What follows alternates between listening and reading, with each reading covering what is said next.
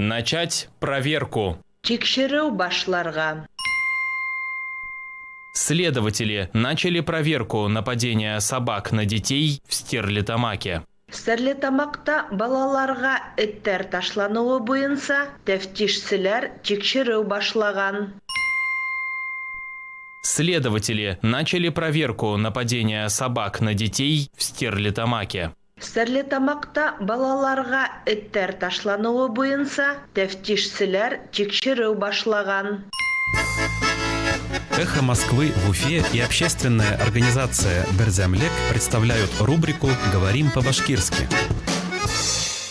Вы слушаете «Уфимский разворот» – программу, в которой ваше мнение может быть услышано, голос учтен, а СМС-сообщение прочитано в эфире нашей радиостанции. Слушайте «Уфимский разворот» по будням с 8 утра. Да не просто слушайте, участвуйте.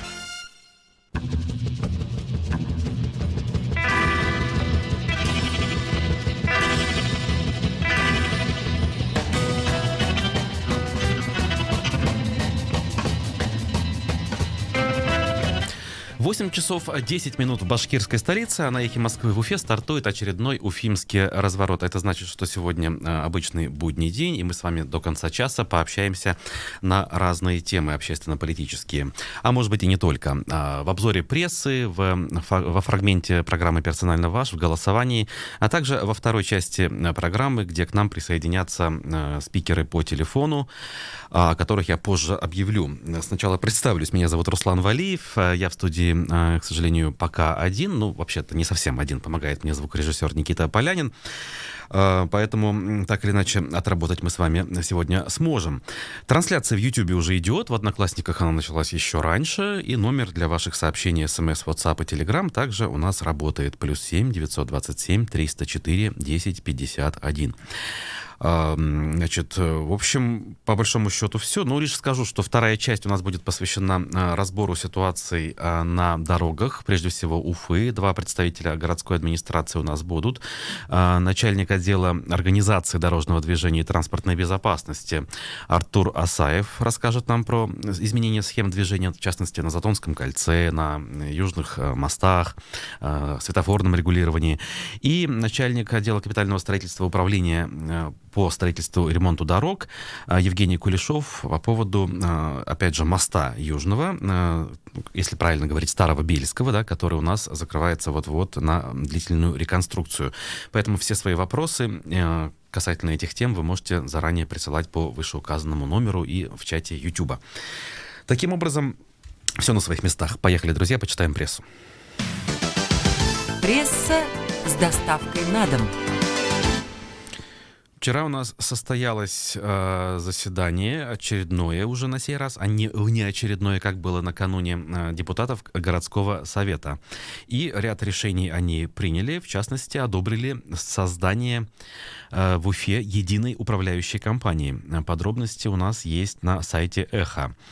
«Моя Уфа» называется эта компания. Она создается в форме ООО со 100% участием Уфы. Значит, создается она по поручению главы Башкирии и будет заниматься решением вопросов местного значения. Среди них надлежащее содержание придомовых территорий, межквартальных проездов, многоквартирных домов, обслуживание и содержание детских игровых площадок. Значит, в свое время Алан Марзаев, исполняющий обязанности министра ЖКХ, предложил это сделать, и вот уже система это дело приняла, скажем, и реализовала. Мнения общественников на эту тему разнятся. Кто-то говорит, возможно, это будет эффективно, потому что сейчас множество управляющих компаний, большая часть из которых находится в предбанкротном либо банкротном состоянии, не способны эффективно управлять домами и территориями, а вот тут, дескать, все это будет гораздо более эффективно, и потому что будет подкреплено деньгами. Кто-то говорит, нет, наоборот, большую махину очень сложно провернуть, и, соответственно, как раз-таки болевых точек будет больше на карте города, если это все будет запущено. Но, как говорится, заранее гадать в данном случае, наверное, неправильно. Будем обращаться к экспертам и спрашивать их мнение в эфире. Тем временем, значит, случилось продолжение истории, связанной с итальянской забастовкой медиков в Ишимбайской станции скорой помощи в больнице. Их телефонные разговоры появились в интернете. Значит, об этом изначально сообщило издание «Медиакорсеть». Эти самые разговоры с данными, вроде адресов, например, да, конкретных причем адресов, в своем видеоролике разместил видеоблогер Арслан Нигаматьянов. Он их привел в качестве примера некорректного поведения медиков при приеме вызовов. То есть тем самым хотел показать, что вот эти активисты, члены независимого профсоюза действия, они в своей работе не очень профессионально себя ведут, и, соответственно, они, в общем, нехорошие люди, да, не стоит их поддерживать. Я вот так вот сейчас упрощаю, да. Значит, по словам собеседника издания, имею в виду «Медиакорсеть» из Ишимбайской больницы, ранее поступали жалобы на некорректное поведение диспетчеров, и тогда виновные получили дисциплинарные взыскания. Те ли случаи на записи, которые приводятся, или не те, тут до конца не ясно. Что тут любопытно, ролик, который Нигаматьянов выложил, в итоге был перезалит, то есть вместо первоначального появился там другой, без этих данных, соответственно, но журналисты заблаговременно, скажем, сохранили тот самый первый вариант, в котором все эти личные данные звучат. И, как я понял из публикации в Фейсбуке главного редактора «Медиакорсети» Тимура Алмаева, он обратился, в общем, по адресу с жалобой на эту тему, или хотя бы с просьбой проверить, Роскомнадзор я имею в виду, а не нарушается ли закон в данном случае о разглашении персональных данных. И, судя по его посту, я так понял, значит, функционеры вот этой службы Роскомнадзор никак не отреагировали и не посчитали это нарушением. В общем, некое такое логическое продолжение у нас имеет место быть, когда блогер, скажем так, исповедующий околовластные ценности, да, критикующий оппозицию, избегает не то что наказания, а даже порицания за некоторые вещи, за которые другие, возможно, оказались бы в гораздо более трудном положении. Тут я вспоминаю историю с газовым баллончиком, да, которая, как, по крайней мере, нам ничего не известно о том, что эта история закончилась какой-то санкцией в отношении блогера, который распылил в отношении, по сути, безоружных людей этот самый газовый баллончик. Это было 11 октября у памятника Салавату Юлаеву. Такая вот история. Значит, дальше немножко об экстремизме еще поговорим. Верховный суд республики признал экстремистскими 8 текстов незарегистрированного движения «Башкирская АССР». Значит, изначально об этом сообщил «Коммерсант», вот у нас на Эхе тоже об этом есть. Члены организации считают, что Советский Союз не распался, а они являются его гражданами. В 2019 году они направили башкирским чиновникам, судьям и полицейским письма, уведомив их о том, что не считают Российскую Федерацию легитимным государством. С иском в суд о признании материалов экстремистскими в 2020 же году обратилась прокуратура республики. В ведомстве считают, что тексты создают вражду и вносят смуту в сознание граждан. Эксперты БГПУ подтвердили, что в статьях есть формирование образа врага в лице госслужащих. Дело рассматривалось в течение года. Ленинский райсуд с доводами истца согласился и обязал Минюст и Роскомнадзор принять меры. Ну, то есть Роскомнадзор должен заблокировать соответствующие публикации в интернете, а Минюст, видимо, должен какие-то санкции к авторам данных вещей применить. Ну, в редкий случай, когда я не могу, наверное, не согласиться с правоохранителями с точки зрения того, что они делают. Единственное, что, наверное, уже больно жесткого наказания тут быть не должно, потому что тут речь не идет о реальной общественной опасности, речь идет о, возможно, каких-то проблемах медицинского характера. Пруфы очередной раз публикуют такое мини-расследование, на сей раз довольно любопытное. Хозяева Нефтекамска, знак вопроса, чем известен в Башкирии богатейший клан Мавлиевых. По понятным причинам Ратмир Мавлиев и его семья сейчас интересны общественности Уфы. И тут, в общем, исходя из открытых источников, ничего такого в этом смысле удивительного нет, но зато собрано в одном месте. Инстаграм-аккаунты самого Мавлиева, его отца изучены, и приведено большое количество скриншотов со свадьбы Ратмира Мавлиева, с отдыха, значит, и приводятся какие-то, значит, ссылки на комментарии от жителей города и так далее, и так далее. В общем, это не совсем то, о чем мы говорим у нас на Эхе, да, выделяя на это много времени, но общественный интерес определенный в этом есть. Все-таки человек теперь занимает высшую руководящую должность в городе. Соответственно, вы можете полюбопытствовать, если опять-таки интересно. Тем временем Медиакорсеть, опять же, возвращаюсь к ней. публикует о том, как житель Нефтекамска снял клип в честь ухода мэра Мавлиева в Уфу. То есть мы вам говорили, да, что были там пикеты с призывом забрать в Уфу, значит, не только самого Ратмира Мавлиева, но и весь его клан. Не все критически относятся, а многие, в общем, оценивают позитивно роль и семьи, и самого Ратмира Мавлиева в жизни Нефтекамска. И этот клип в честь ухода, он, в общем, вчера был распространен, по-моему, даже в аккаунте Радия Хабирова был опубликован. Значит, спасибо за все, Ратмир Рефилович. Обещайте, когда вам будет скучно, пересмотреть это видео и снова алга, написал автор ролика. Ну, соответственно, ссылка на этот ролик легко найдется в интернете, в той же публикации Медиакурсети она есть.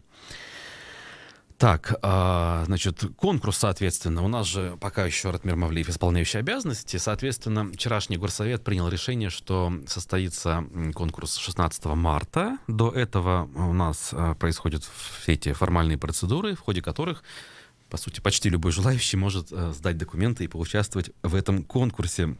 Соответственно, состав комиссии стал известен, конкурсной.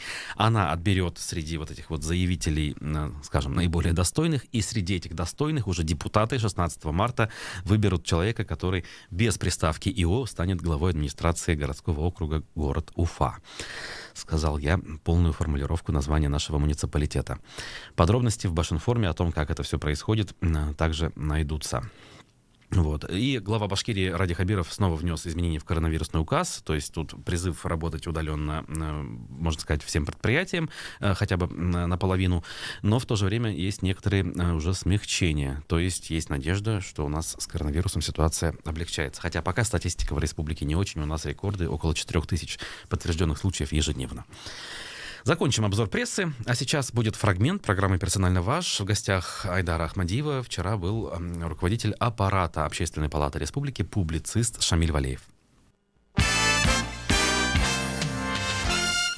Хотелось бы обсудить недавнюю ситуацию, связанную с ишимбайскими медиками. Дело в том, что они объявили итальянскую забастовку. Я цитирую вас же. «Все виды организованных протестных действий в медучреждениях в эти недели напоминают попытки саботажа в военное время и требуют решительных мер». Почему вы вот так восприняли этот небольшой, на мой взгляд, протест медиков из-за условий их работы?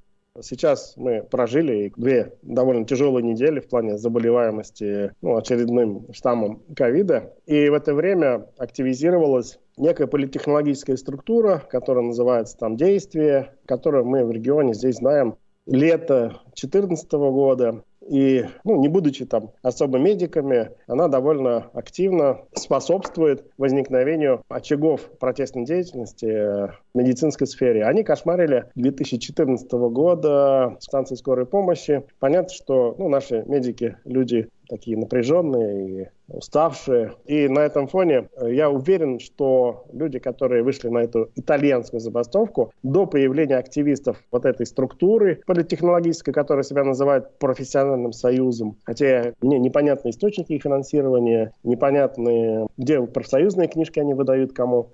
Именно в этот период, когда гипернапряженная система медицины, когда все общество занимается тем, что и государство, чтобы не перенапрягать вот эту систему, мы уходим на фактические локдауны, мы там прививаемся, преодолеваем там свой страх перед уколами. Что только не делаем, и в это время кто-то подбивает наших медиков, не всегда опытных в политических перипетиях, и на регионально. Эта структура, она родилась в середине 10-х годов в Удмуртии, в Ижевске. У нее, видимо, есть мандат от кого-то на проведение действий на территории Башкортостана, время от времени подергивать местные власти созданием вот таких протестных очагов. Представьте, если бы довольно жестко не была оккупирована вот эта итальянская или там австралийская или там магаласийская забастовка, о которой они слыхать до этого не слыхивали, если бы они в разгаре пандемии по всем больницам и по всем скорым помощям бы разбежалось. Что бы было это в плане сохранности наших людей? Вот, я понимал, что менеджмент этой больницы, они, с юридической точки зрения уязвимы,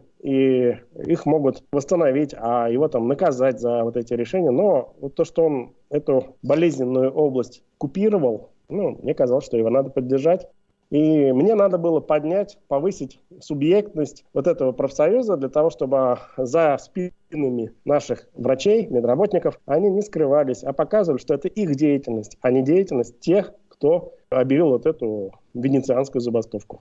Практически каждую неделю мы писали новости о том, как активисты этого профсоюза, между прочим, вы вот говорите, что это не совсем профессиональный союз. Вы имеете в виду, конечно же, я уверен, КНПР. Антона Орлова, председателя, да? У него знаю, нет как их зовут, медицинского кроме образования. вот этого Коновала Но и при этом, вы знаете, вот эти вот профсоюзные ячейки в больницах, в них состоят непосредственно медики. Мы каждую неделю писали о том, как этот профсоюз действия добивается определенных очень значимых решений судов и так далее. Прокуратура работала вместе с этим профсоюзом действия. Они добивались выплат медикам, которые не получили деньги за пандемию, за работу с коронавирусными больными.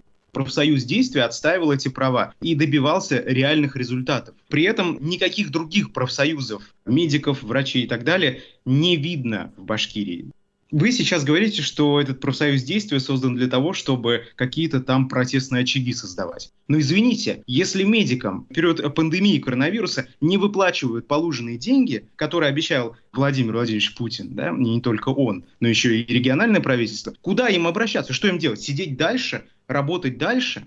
Вы действительно считаете, что этот профсоюз действия занимается политической деятельностью исключительно? Исключительно политической деятельностью. Любые протестные активности в разгар пандемии – это результат вот этого воздействия. Это А что делать с медикам, скажите, вот, которые не получили денег? Добиваться своих прав законным путем. Протест – это законный путь У гражданина меня есть России. сомнения по этому поводу. Обращаясь в прокуратуру, если кто-то крысит деньги, которые выделены на возмещение переработок медиков, ему место в тюрьме. И с этим должна разбираться прокуратура и федеральный регулятор. Если тебя обкрадывают, сообщаешь об этом в правоохранительные органы. Если правоохранительные органы не реагируют, что дальше-то делать? Если правоохранительные органы не реагируют, обращаешься в вышестоящие правоохранительные органы. А если они не Обращаешься в реагируют? суд, Такие истории обращаешься есть. в суд. Но, тем не менее, вот этот путь правильный. И когда в разгар пандемии не эти 17 тысяч рублей важны, а важны жизни людей, то объявление всяких гибридных форм протестных действий это все-таки вредит общественной безопасности, здоровью граждан. Шамиль Валеев был гостем программы «Персонально ваш». Сегодня в этой программе мы ждем народного артиста Башкортостана и Татарстана, музыканта и певца Айдара Галимова. Смотрите программу после 15 часов. А в продолжении вот этой темы высказываний Шамиля Валеева я хочу запустить голосование. Итак, вот эта вот итальянская забастовка медиков в Ишимбайской станции скорой помощи Центральной районной больницы. В этом смысле вы согласны с Шамилем Валеевым в том, что это саботаж в военное время? Если так, то ваш телефон 262 72 47. Если же вы с ним не согласны и считаете, что это совершенно законное и логичное мероприятие, на которое медики имеют право, то ваш телефон 262 72 48. Голосование. Процесс пошел. Итак, в период пандемии коронавируса попытка, требовать реализацию собственных прав, снижая, возможно, качество медицинского обслуживания, опять же, по мнению некоторых, это все саботаж в военное время и, соответственно, должно соответствующими жесткими мерами как-то наказываться. Если вы согласны с этой точкой зрения, то ваш телефон 262 72 47. Если вы с этой точкой зрения не согласны категорически и считаете, что это нормально и коронавирус тут ни при чем, тем более, что итальянская забастовка — это не забастовка в чистом виде, люди не ушли с работы, не прекратили обслуживать пациентов, то есть это нормально, и профсоюз действия в этом смысле никакие не политиканы, а вполне себе молодцы, которые помогают реализовать, точнее, права, нарушенные, причем права медиков, то ваш телефон 262 72 48. Ой, как хорошо, друзья. Видно, тема, она все-таки заставила всех задуматься, узнать о ней, как минимум, судя по супер высокому активному нашему голосованию. Прямо радует. Вижу, что вы высказываете свое мнение, но есть еще примерно минута на то, чтобы это сделать. Вот. Я, насколько этой ситуацией владею, опять-таки, к сожалению, я на месте не был и с людьми не общался, я все-таки склонен тоже говорить и соглашаться с точки зрения, что ничего страшного в этом нет, потому что даже официальные структуры, да, вроде трудовой инспекции, они в этом смысле встали на сторону медиков, сказав, что это и не забастовка-то на самом деле. То есть, когда мы хотим работать по инструкциям, по должностным, согласно закону, трудовому праву, мы, в общем-то, хотим нормального, мы ничего такого сверхъестественного не требуем, и это лишь формально называется забастовкой. С другой стороны, это позволяет продолжить работу и, соответственно, привлечь внимание к проблеме, что и произошло в этой конкретной ситуации. И та же трудовая инспекция, и прокуратура обратила на это внимание, и уже каждый, по сути, эксперт говорит, что уволенные за вот эту активность медики будут восстановлены в должности. И Минздрав поспешил поделиться якобы заранее подготовленными планами о том, что будет реорганизация станций скорой помощи в виде объединения. То ли это было раньше решено, как они говорят, то ли сейчас. Это как бы уже не важно даже, но факт, что сейчас вся эта информация стала публичной. А я с большим удовольствием подвожу итоги нашего голосования благодаря сверхвысокой активности проголосовавших наших слушателей. Итак, 94% за второй вариант сказали, что это абсолютно законно и нормально, и никакого саботажа в военное время нет. Но при этом, конечно, 6% и эту точку зрения поддержали. Мы должны сделать перерыв. Новости федеральные, уфимские, и после поговорим о дорожной ситуации в Уфе с двумя специалистами уфимской администрации по телефону. Оставайтесь на «И».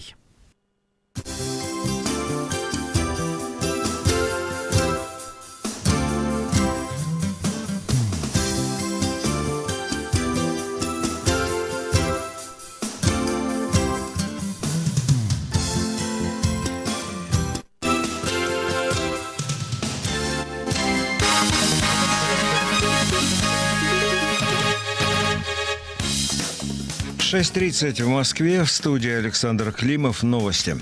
Американское руководство считает, что Россия увеличила свое военное присутствие на границе с Украиной за последние дни на 7 тысяч человек. Как заявил представитель Вашингтонской администрации высокого ранга, вчера власти России сообщали об отводе войск от границы с Украиной, однако теперь очевидно, что это было ложью.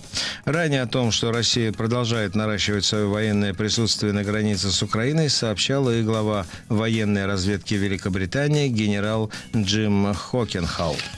Госсекретарь Антони Блинкен и глава МИД России Сергей Лавров могли бы вновь пообщаться после получения в Вашингтоне российского ответа на американские предложения в сфере безопасности.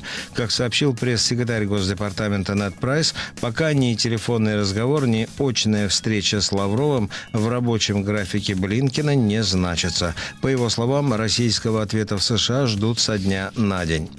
Министр финансов США Джанет Йеллен признала, что санкции против России в случае гипотетического вторжения на Украину будут иметь глобальные последствия. В интервью «Франс Пресс» она также упомянула опасения, связанные с возможным влиянием санкций на энергетические рынки, учитывая важную роль России как поставщика нефти и газа. Великобритания собирается отказаться от выдачи золотых виз, которые дают инвесторам. Как пишет Financial Times, пересмотреть эту программу Лондон решил еще после попытки отравления Скрипалей в Солсбери весной 2018 года.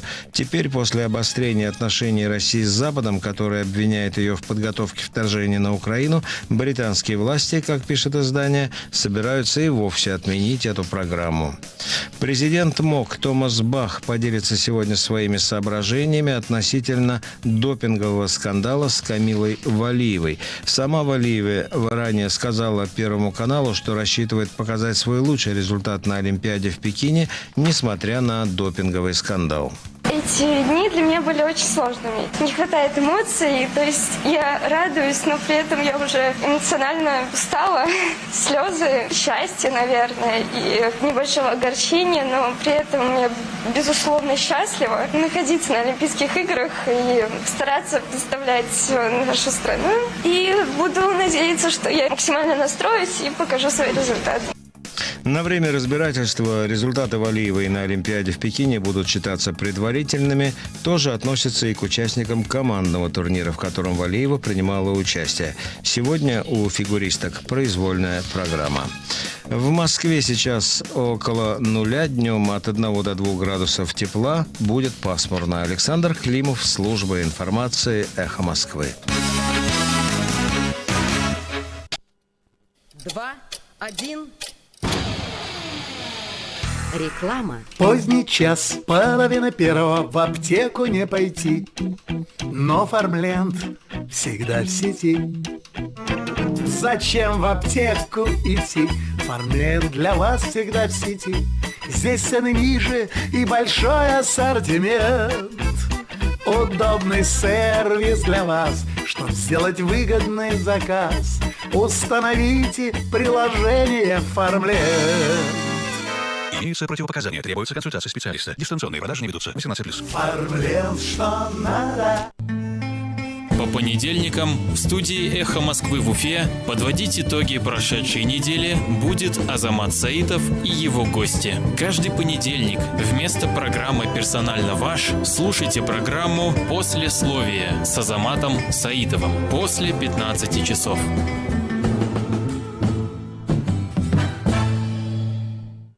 Телефон рекламной службы «Эхо Москвы» в Уфе 216 35 99.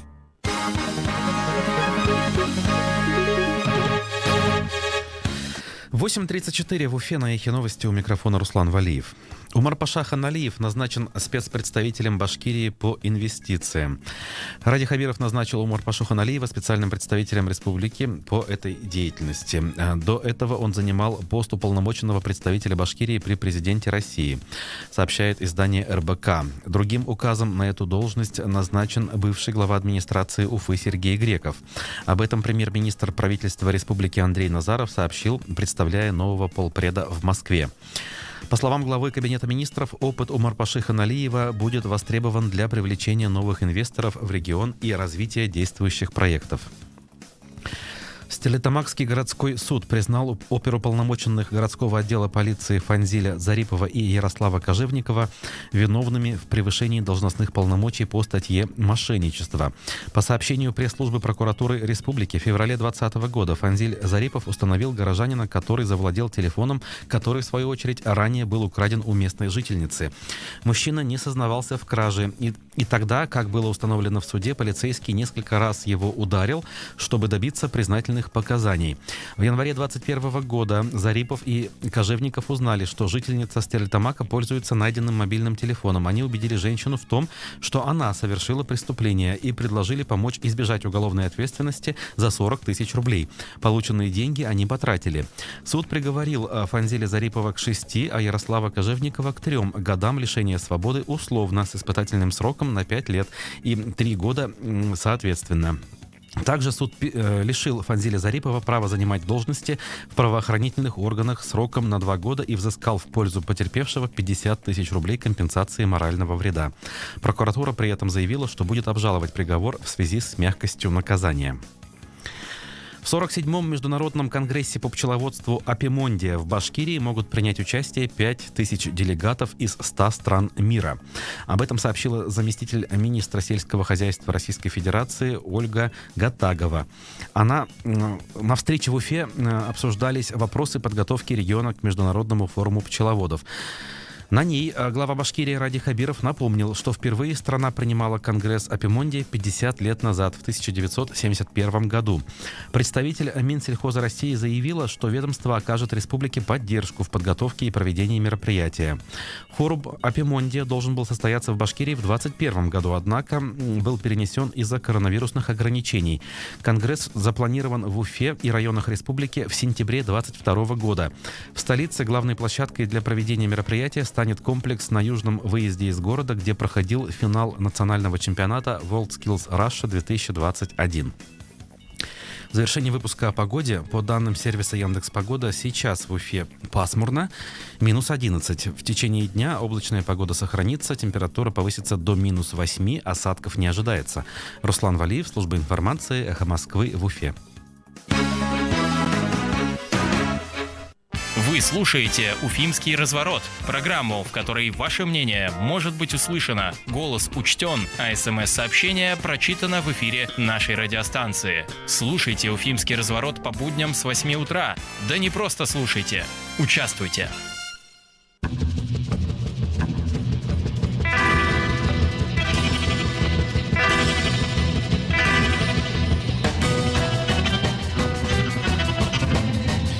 Продолжается уфимский разворот на волнах «Эхо Москвы» в Уфе, в нашем YouTube-канале и в Одноклассниках продолжается видеотрансляция. Ваши сообщения в чате YouTube вижу, также вижу сообщения в WhatsApp, Telegram и в виде СМС по номеру +7 927 304 1051. Никита Полянин за звукорежиссерским пультом продолжает мне помогать. И во второй части эфира мы обсудим ситуацию в городе, текущую, планируемую, со специалистами различных отделов, скажем так, нашей администрации. Сначала созвонимся с начальником отдела организации дорожного движения и транспортной безопасности Управления коммунального хозяйства администрации Уфы Артуром Асаевым.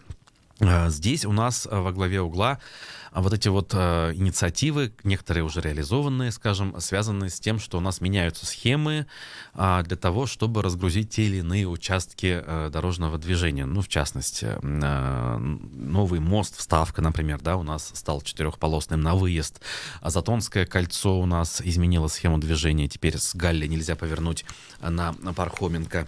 Как это все происходит, как за этим следят и так далее, мы спросим у нашего гостя. Артур Раисович у нас на прямой связи. Доброе утро. Доброе утро всем. Ну что ж, Артур Раисович, вот у нас 15 числа, в частности, да, уже изменилась схема, в частности, на Затонском кольце. Некоторые наблюдатели, включая меня, констатируют, что там уже висят знаки, но не все, скажем, жители, не все водители их соблюдают, и при этом, по крайней мере, вот мне и некоторым моим знакомым не попадались какие-либо там деятели, скажем, да, со стороны ГИБДД, и нет никаких предметов вроде бетонных блоков и так далее, и так далее. Скажите, пожалуйста, как планируется все-таки внедрить в жизнь вот эту инициативу так, чтобы это работало? То есть постепенно люди будут просто привыкать или все-таки планируется со временем там установить что-то? Ну, давайте для начала разберемся.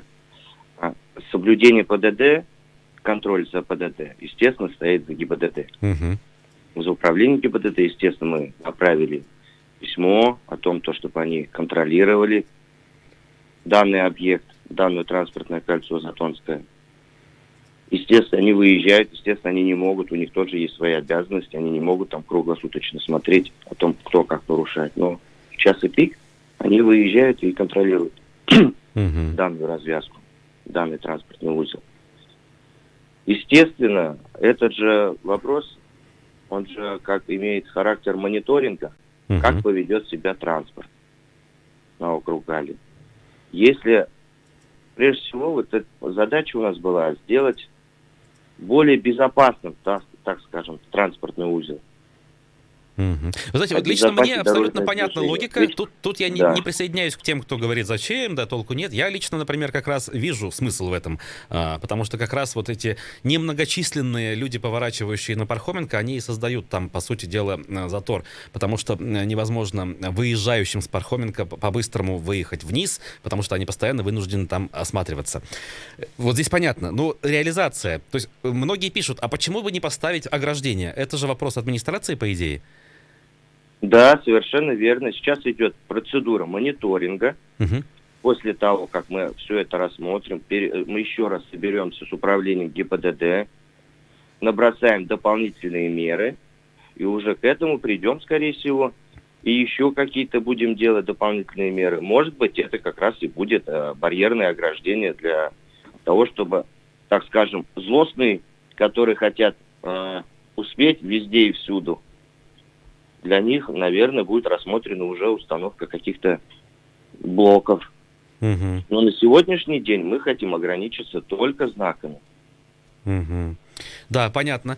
Знаете, все-таки весенний-летний период, помимо знаков, есть еще дополнительная, да, помощь водителям в виде дорожной разметки. И вот, опять же, пользователи того же там интернета, соцсетей, они постоянно критикуют, что вот у нас, значит, бывает, начинаются работы по нанесению разметки вроде бы ранней весной, но не всегда на тех участках, где это действительно нужно. Вот, условно говоря, вот этот участок, который мы сейчас рассматриваем, лично мне представляется как первоочередной. Согласны ли вы с этим? И планируется ли, скажем, сразу после схода снега эту работу начать? Да, совершенно правильно, я с этим согласен, то что в первую очередь, прежде всего для администрации, это магистральные улицы и дороги. Это такие вот, как проспект, как Затонское шоссе, Демское шоссе, такие как 50 лет октября, Цурюпа, где достаточно большой интенсивный поток движения, обязательно на этих мы в первую очередь наносим. Но при этом не забываем, что весной рано, так скажем, сумраки наступают, и наносим обязательно на пешеходные ограждения, на пешеходные переходы дополнительную разметку, чтобы люди уже начинали привыкать. Вот. Уже наносится сезон, и начал сезон по разметке. В этом сезоне планируется ли все-таки преобладание термопластика, или тоже поначалу все-таки будет краской наноситься? Ну, на магистрали мы всегда стараемся наносить термопластик. Тут вопрос сразу от слушателя, вот вдогонку к Затонскому кольцу. А куда поток с округа Гали направили? На Зорге? Или под мостом разворот сделают, спрашивает он. Если честно, я не понимаю, под каким мостом. Ну, давайте поясните, как людям рекомендуется ездить? Ну, ввиду того, что мы уже это осветили, и уже все сделано, я сразу говорю водителям, чтобы выбирали сразу путь, если они хотят попасть на Пархоменко. Это, естественно, можно проехать дальше по Зорге, на Кировоградской спуститься, или там дальше проехать, тоже есть возможность проехать на Пархоменко. Ну, естественно, тот, кто уже развернулся на округ Гали, там на Делегатской разрешен поворот. Также можно развернуться, не доезжая Затонского кольца. Но если уже вы проехали Затонское кольцо, естественно, надо доехать до Алексеевского шоссе, до Дружбы народов, там развернуться на развязке и, естественно, подняться и повернуть уже дальше на Пархоменко. Вот за эти 2 дня, что прошли, есть уже какие-то предварительные наблюдения, выводы? Нет, сейчас пока идет только мониторинг. Наверное, через неделю мы уже дальше также будем собираться с управлением ГИБДД и уже проводить какую-то статистику. Ведь в 2020 году даже уже там 41 ДТП было. Из них 2 человека пострадали. Это, можно сказать, настоящий очаг аварийности. Ну, здесь я полностью согласен, как человек, который ежедневно пользуется. Да. Тот, кто пользуется, тот знает, что там есть такая проблема, и они согласны.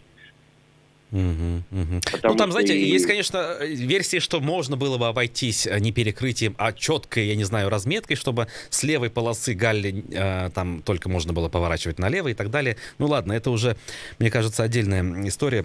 Сейчас к другому участку хотелось бы перейти. Изменение схемы по мосту Вставки уже произошло, ведь так? Там вместо 3 полос на выезд теперь 4 действуют? Все верно. Там как это уже заработало? Есть ли понимание, эффективно справляются люди, водители, понимают, что как? Да. Ну, удивительно, что люди привыкают ездить уже по мосту Вставки по 4-полосному движению.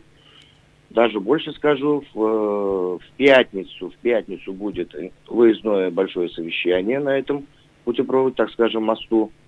И, скорее всего, будем планировать уже открывать полосу по Бельскому движению, попробуем, может быть, выходные. Но это будем обсуждать, конечно, на оперативном совещании. Но такой вопрос там стоит, о том, чтобы люди начинали привыкать, чтобы одну полосу дополнительную, помимо Вставки, по Бельскому мосту еще одну полосу открыть. По мосту 91-го года вы имеете в виду? Да, совершенно верно, совершенно верно, чтобы, как в свое время без Вставки люди ездили. Да, понятно. Ну, то есть уже будет, по сути дела, реализовано так, как будет при закрытии старого моста, условно говоря. Да, сейчас надо провести некий тест, посмотреть, чтобы люди начинали уже привыкать к этой организации движения. Понял. Но еще тему большую, наверное, хоть и времени мало, хоть немножко затронем. Имеется в виду в целом организация движения в городе с точки зрения интеллектуальности, что ли, светофорного регулирования. Вспоминается, как еще лет 10 назад, еще при Ирике Елалове неоднократно заявлялось, что вот мы изучаем опыт, больших городов, привлекаем специалистов, новое оборудование ставим в виде светофоров, которые со временем, возможно, станут как-то там умнее, что ли, зеленую волну будут организовывать и прочее. Вот на сегодня как это в действительности обстоит? Сделано ли что-то? И что предстоит сделать? Предстоит большая работа, я вам так скажу. Это предстоит на сегодняшний день. Да, у нас есть один тестовый. Это на перекрестке проспекта Октября, 50 лет СССР. То есть один тестовый интеллектуальный светофор? Да, совершенно верно. Но также делаем мы сейчас модернизированные светофоры, которые уже могут адаптироваться к актуальной транспортной системе. Скорее всего, уже в этом году мы начнем устанавливать, но это уже с министерства. Минтранс. Минтранса. Но, скорее всего, в этом году мы уже начнем подключать интеллектуальную транспортную систему. Любопытно. А вот тот, что на спортивный, он вот в этом режиме интеллектуальном реально работает? Или просто у него эта функция есть, и можно было бы ее активировать? Просто я как-то вот... Она есть, и она работает на сегодняшний день. Ага. То есть интервал движения, например, по проспекту в зеленом режиме, он вечером, условно говоря, увеличивается, если там поток. Он регулирует, да, он сам регулирует, сам смотрит, там на опорах стоят датчики, которые видят, какой хвост создается, так скажем, и он уже регулирует их светофор, так скажем, в светофорном режиме. Понятно. Смотрите, в разных, особенно новых жилых районах, периодически жители начинают требовать у администрации нанести либо зебру, либо даже оборудовать светофор. Где-то требуют поменять продолжительность горения там зеленого сигнала. Причем встречно к этим жителям другие требуют наоборот, например, да, поменять в обратную сторону, потому что у них там пробка формируется. Вот это как вообще все комбинируется? Кто решение принимает, я не знаю. И вообще, куда обращаться в этом смысле? Можно ли обращаться?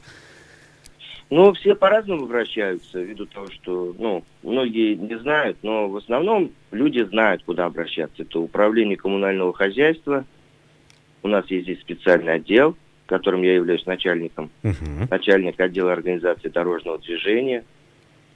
Много обращений, сразу говорю, приходит по поводу и дворов, и самой проезжей части, где людям надо сделать пешеходный переход, мамы с колясками, чтобы им было проще переходить, пенсионерам, где-то не успевают они проходить, да, на зеленый сигнал светофора. Естественно, они приходят, мы набираем эти обращения и начинаем с управлением ГИБДД выезжать на места, рассматривать. Берем с собой подведомственные, естественно, организации, это либо Сурсис, либо Уфагорсвет. Начинаем регулировать и смотреть, как же лучше будет действовать вот этот светофор, в данном режиме, в новой схеме движения. Либо также составляют, естественно, акты, протоколы.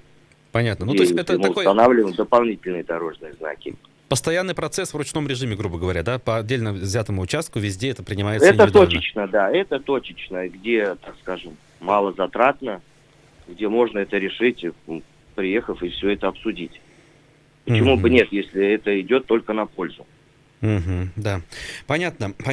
Спасибо, что ответили на наши вопросы. Начальник отдела организации дорожного движения и транспортной безопасности Управления коммунального хозяйства администрации Уфы Артур Асаев был у нас на прямой связи. А сейчас мы продолжим, по сути дела, не меняя тему, говорить на дорожные темы, но уже с упором на непосредственно Старый Бельский мост. Мы, поговорим об этом с начальником отдела капитального строительства Управления по строительству, ремонту дорог и искусственных сооружений администрации Уфы Евгением Кулешовым. И дозваниваемся мы ему прямо сейчас.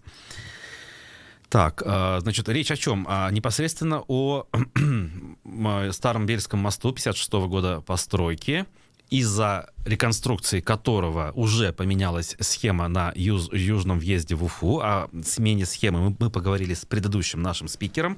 Теперь непосредственно по мосту. Евгений Александрович у нас на прямой связи. Доброе утро. Доброе утро.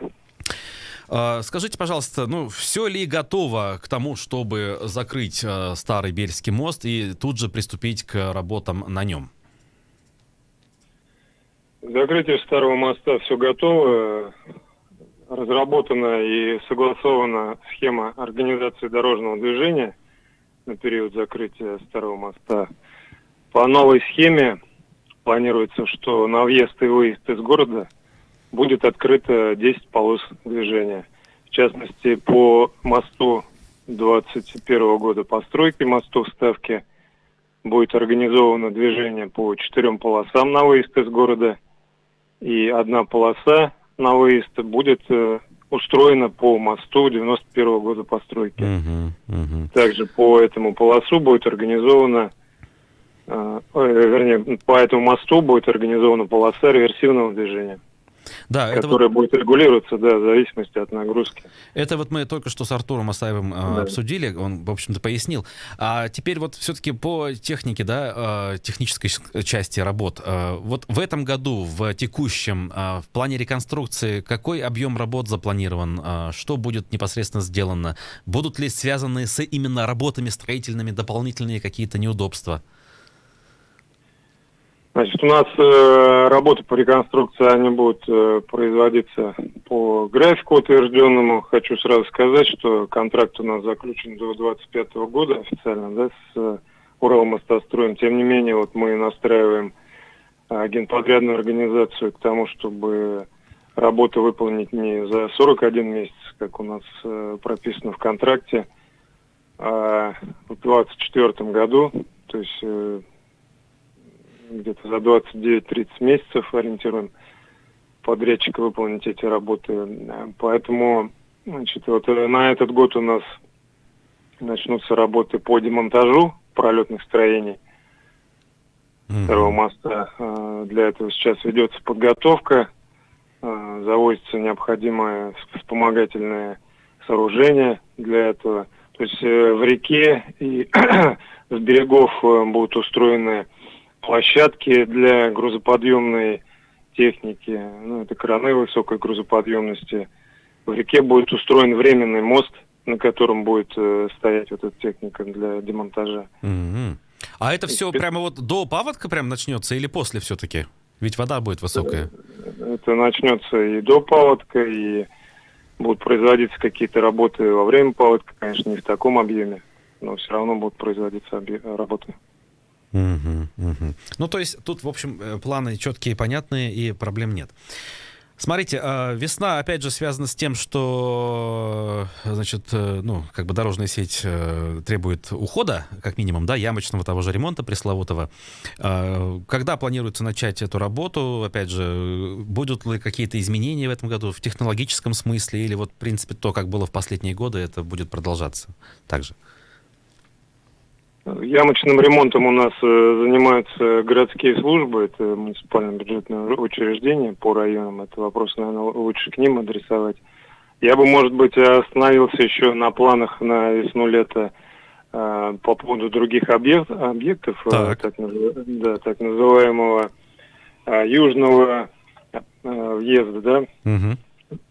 Да-да, говорите. У нас в планах... И уже включен в план закупок первый объект, это строительство улицы Пугачева. Оно разделено на два этапа.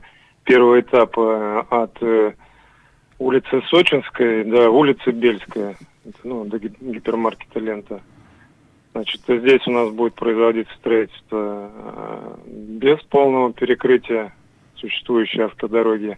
То есть будет произведена отсыпка с одной части дороги, перепущено движение, и после этого приступим к реконструкции основной части дороги. И второй этап реконструкции улицы Пугачева, это от улицы Бельской до улицы Бородинская.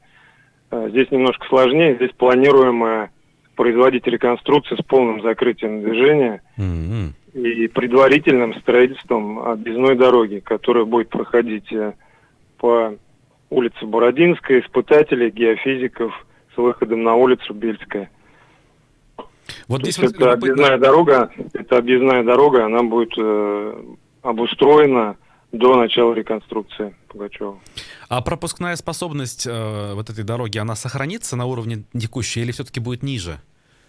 Значит, там предусматривается устройство дороги в две полосы. По одной в каждую сторону, то есть? По одной в каждую сторону, да. Будет устроено освещение и остановки общественного транспорта. Также хотел еще сказать, что будет произведена реконструкция, вернее, даже строительство улицы генерала Рыленко. Значит, это вот улица Степана Кулыкина до улицы Пугачева. Ага. А также на этот год запланировано строительство путепровода в створе улицы Генерала Рыленко, на пересечении улицы Генерала Рыленко и улицы Пугачева. То есть это дополнительный спуск, грубо говоря, сверху. Так получается? Да. Ага. Так, понятно. Планы, это все на текущий год вы озвучили, так ведь? Да, у нас строительство улицы Пугачева начнется в этом году и по планам должно завершиться в 2023 году на 2 года. Угу. Знаете, так, у нас совсем мало времени до конца, меньше минуты. Просят уточнить, а по Комсомольской там все работы завершены или предстоит по весне что-то доделывать еще?